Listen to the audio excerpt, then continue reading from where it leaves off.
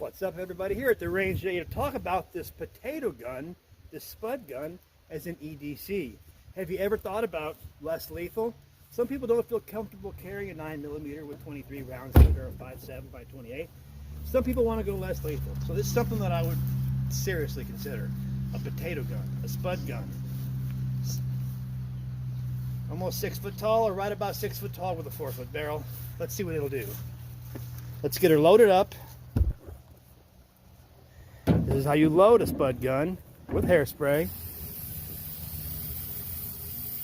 We have an igniter that failed us, so we have to use a lighter.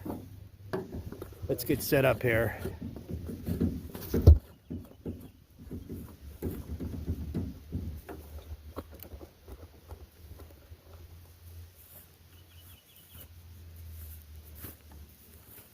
Am I in the view, Roy?